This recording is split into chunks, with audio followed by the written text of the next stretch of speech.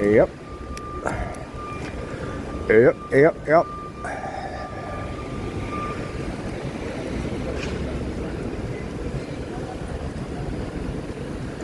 Trying to get something out of my pocket.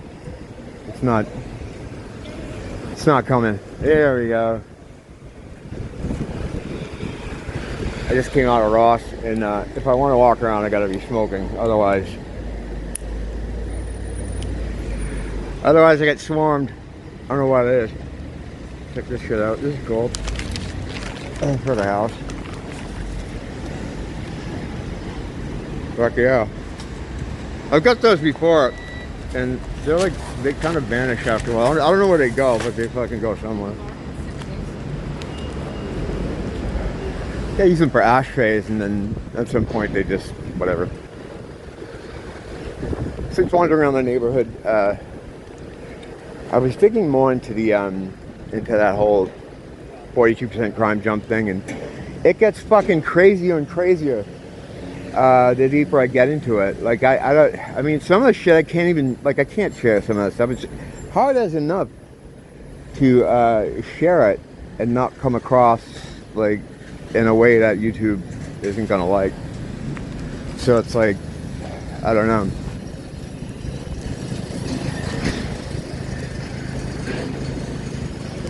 A commenter said, Fred, who comes here sometimes with his wife to visit, mentioned that talking about the IQ thing is just as dangerous as talking about the JQ thing. But I mean, I talk about this stuff, but I don't, you know, I just present it as it is. I try to stay away from any kind of condemnation, unless, you know, there is some that should be there. But for the most part, like the black community is just, they're being used by the government. They always have been. They always have been. So it's like, it's hard because you know, how's that for profundity? Yeah, it's hard. It's just hard to talk about. It's hard to kind of even say things. You know, like I was going to lead with a joke, but then I'm like, I can't say that. Can't say. I try to add humor to this stuff to try to make it, you know, I don't know. I think humor is the way. If you can make people laugh or laugh with people, it's easier to get them to be more understanding of what you're saying. But yeah, I was just thinking about the clear demographic change that's happened here. Every time like some black person stares at me, I'm like, oh fuck, are they one of the 24 people that watches my videos? But it's not a thing about them. I'm not criticizing them. They are being used. They're being used. They've always have been used. They were brought here to be used for purposes like this, like civil unrest and all the rest of the things you're seeing now. Brought here. They tell us that it was white greed that drove slavery. First of all, white people didn't own the majority of plantations to begin with. And if it was a greed situation, or they want to save some money by getting quote unquote free labor, what do you think is more cost effective? Hiring a couple extra guys from Enos's farm, or going halfway around the world in a fucking boat to steal people from another continent, to bring them back here, teach them the language, how to pick your crops, feed them, house them, clothe them in some way, have 24-hour security so they don't escape or kill you. Is that cost effective? Sounds like it'd be expensive to do that, especially on the scale that they're telling us that it happened. Those numbers are all fucking fucked up. Basically, they needed them here, and they concocted a story so that they don't take the blame. White-skinned Europeans take the blame because we're greedy and we're evil. Regular hat shit. And it's not just the hats. There was, there's the Freemasons, and yeah, some may say the hats were invented, and they did, form the Freemasons. But it's not just them.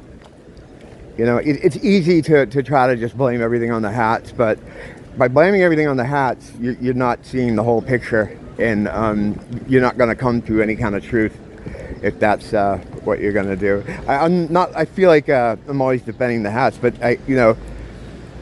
you can't just say it's them. I think they want you to just say it's them, so you don't look at some of the other stuff. But yeah, liberals have this, Team Blue had this weird fantasy that Trump voters in the past came up with the idea that, hey, we need to save some money here. So let's build some boats, sail over to a continent we know nothing about. We'll get out there and we'll ride around on horseback with nets. And we'll just scoop up these noble people, these noble warriors, bring them back here. And like I said, house, feed, secure, teach them the language, teach them about the land, teach them how to pick the things you want them to pick, try to keep them from murdering you and or escaping and or a litany of other things. And that's the cost cut we need. There's no need to make cost cuts even. There were plenty of people that would work for a decent wage. And so that whole story doesn't hold up to scrutiny. Like, if you think about it just for a little bit, it's fucking ridiculous. It's fucking ridiculous. What really happened is the hats, along with the Dutch, I don't know how they got involved with it. Maybe because of the shipping trades at the time. The boats were all hat owned. They would go to ports there, and tribes would be constantly kidnapping each other. They'd raid one tribe, they'd kill a bunch of them, and keep slaves. Slavery was the thing that just existed forever, since humans have been around. It still goes on everywhere. For some reason, we've got it so that people think it was a exclusively American thing that happened, hundreds of years ago. But it's not the case at all. That's fucking dumb. So they would go there, and the tribes would come and trade their prisoners for stuff with these the hat merchants and the hat associates who would come and make these trades. And then they'd usually take them down to New Orleans. But they were slaves already. They were prisoners already. And it got so lucrative for some of these guys that they would start turning in their own people in their own tribe. And sometimes it was used to gain power. They would trade off some guys or kidnap guys. It went beyond one tribe raiding another to collect prisoners. So they were just serving them up. Bring them right to the dock. Here we go. What are you giving us for these? Okay, a tin cup. Awesome. Is that a shark tooth? Okay, you can have this one. That's what was going on. The idea that this fantasy that racist redneck Trump voters went over there with their Make America Great Again hats, got on horses and rode around, scooped these people up, and brought them back to save some shekels is fucking preposterous. Preposterous. It doesn't make any sense at all. But when you control history, you make the history books, you make all the information that pertains to that time in history, that supposed time in history. You can write anything you want. None of us were around for that. We have no idea. We just kind of have to. It's a dude trust me situation. The more I learn and look into this stuff, the more I find myself thinking, is any part of any of this real? People have made a case that, and it's not a bad one, that our current history with this group of people that are here now started in the late 1800s after another reset. So pretty much everything before that is just bullshit narratives to create the kind of atmosphere that they want now. And that's kind of, if you look at all the different like historical, for as far as the U.S. goes, like you look into the wars, you know, the Civil War, the Revolutionary War, even things later than that, almost right up until 1800,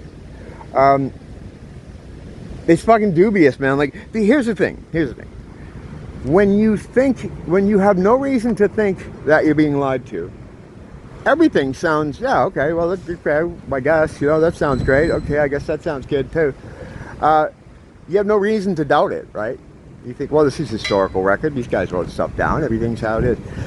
So you'll believe more and more preposterous shit, you know, when you're not questioning any of it. But once you start to see that there's some fuckery going on, and then you apply that lens to other significant historical incidents and records, and it a lot of it falls apart, you know. I should go more into that kind of stuff. I always threaten something more interesting than I'm doing at the time, but you know, that's I'll get better. I've only been doing this a couple of years, and there's so many things happening now. You know, my idea of just being an end times correspondent, that takes up a lot of my brain space. I try to keep it as tied to metaphysical concepts as I can, because that's my primary interest and the most knowledge that I have. But there's so many things here happening in the physical that do affect that it's hard to ignore some of this stuff. But yeah, I haven't gone on a demon spotting walk in a little while. That's usually more fruitful when the sun goes down, so I'll get out and do one tonight. Until then, don't blame the teacher, blame the school.